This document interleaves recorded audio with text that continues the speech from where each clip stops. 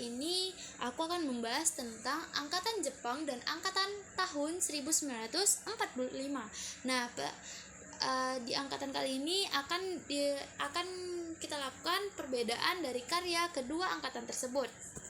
Sebelum kita memasuki materi yang akan kita bahas yaitu angkatan Jepang dan angkatan 1945. Nah, sejarah lahirnya periodisasi sastra angkatan 1945. Angkatan yang akan kita bahas di sini yaitu angkatan Jepang. Pada zaman Jepang dikenal adanya sastra tersimpan dan tersiar.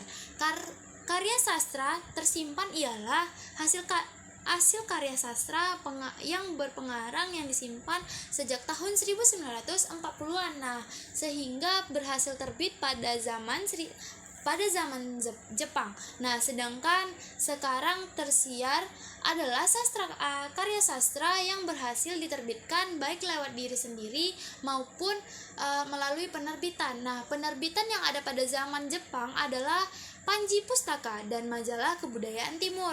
Nah, berlawan nih dengan generasi sebelumnya yang romantis dan idealis. Karya sastra yang ditulis pada masa penjajahan Jepang memunculkan karya baru atau gaya baru. Desain baru ini lebih akurat dan menangkap kenyataan.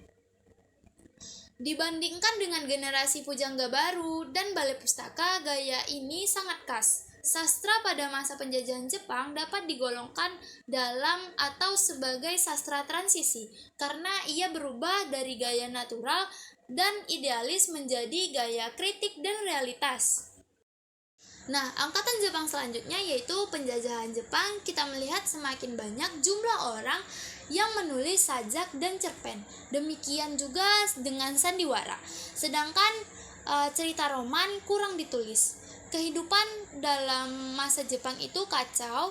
Dalam bidang ekonomi juga mengajarkan para pengarang Indonesia supaya belajar hemat dengan kata-kata.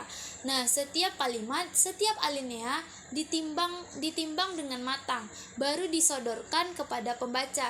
Juga segala superlatifme yang menjadi ciri dan kegemaran pada para pengarang pujangga baru telah ditinggalkan. Nah, ekonomisasi kata dan bahasa itu tampak jelas sekali. Bahkan cara penulisan pun disederhanakan nih. Dalam hal memilih materi untuk menulis sastra menjadi lebih sederhana.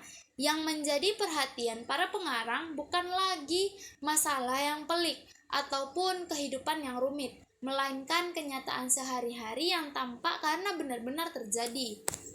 Ciri khas dan nama pengarang pada angkatan Jepang ini ialah situasi dunia kesusastraan pada zaman pendudukan Jepang memiliki ciri khas. Yang pertama yaitu baik dari segi isi masalah maupun jenis penulisan karya sastranya. Jepang menuntut hasil kesusastraan yang mendorong cita-cita peperangan dan menunjang kepentingan pemerintah. Karya sastra yang mendukung Jepang adalah memperoleh kesempatan publikasi, sebaliknya yang nadanya menolak pasti akan disingkirkan. Nah, pengarang-pengarang yang muncul pada zaman ini ialah yang pertama ada Rosihan Anwar, yang kedua yaitu Khairul Anwar, yang ketiga yaitu ada B.H. Lubis, yang keempat ada Nur Syamsu, yang kelima ada Anas Ma'ruf, yang keenam ada Maria Amin, yang ketujuh ada Bung Usman, yang kedelapan ada El Hakim, yang kesembilan ada Bakri Siregar, yang ke-10 ada MS Ashar Amal Hazah, dan yang terakhir yaitu Kotot Sukardi. Nah, beberapa nama tersebut menjadi catatan penting dalam perjalanan kesusastraan Indonesia. Nah, sebelum itu banyak karya yang telah diciptakan oleh pengarang-pengarang pada zaman angkatan Jepang. Nah, pembahasan selanjutnya yaitu pada angkatan 1945 atau yang sering disebut dengan angkatan 45. Nah, di periode ini tidak banyak karya sastra yang dianggap penting untuk lahir. Beberapa pengarang yang masih menulis pada periode ini lebih banyak menulis karya-karya untuk kepentingan Jepang sebagai bagian dari propaganda Jepang. Nah, semua bentuk kesenian menjadi alat propaganda baik itu puisi, novel, dan drama. Oleh karena itu, walaupun karya-karya sastra yang hadir berbeda dengan periode sebelumnya dan sesudahnya. Nah, umumnya beberapa pengamat sastra berpendapat bahwa periode ini membawa pengaruh besar terhadap perkembangan kesusastraan di Indonesia dan merupakan masa-masa pematangan ke periode selanjutnya. Pada periode yang melahirkan warna pelarian, kegelisahan, dan peralihan ini pula yang membuat berhentinya majalah besar Pujangga Baru yang menghasilkan polemik hebat tentang pandangan orientasi kebudayaan di Indonesia nih. Nah, harus ke barat, contohnya seperti harus ke barat Kubu Sutan, takdir Ali Syahbana. Nah, atau ke timur Kubu Sanusi Pane.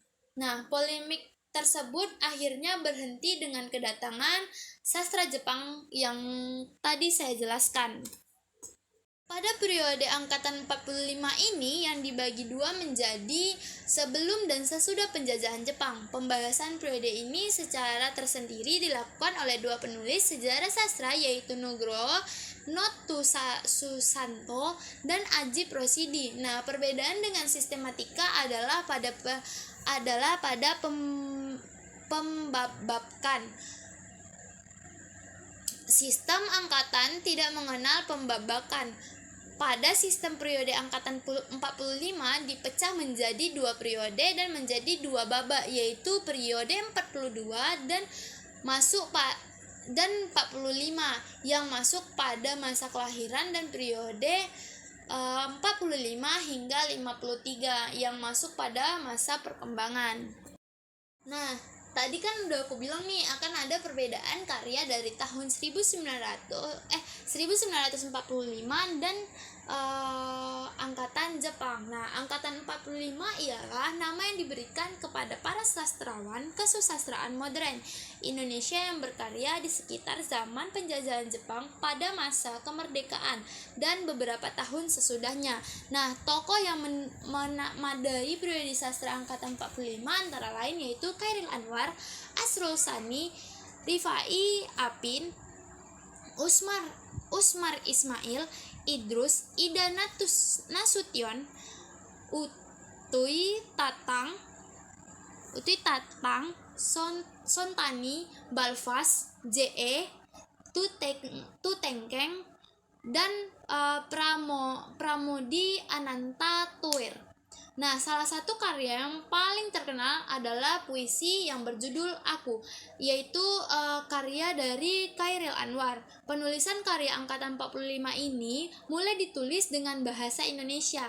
Ada pengaruh politik yang kuat karena mendekati perjuangan yang memperebutkan kemerdekaan Indonesia pada tahun 1945. Sementara itu, angkatan Jepang menunjukkan pada periode ketika Jepang menjajah Indonesia selama Perang Dunia yang Kedua. Sampai masa ini Jepang memperkenalkan banyak perubahan sosial dan politik.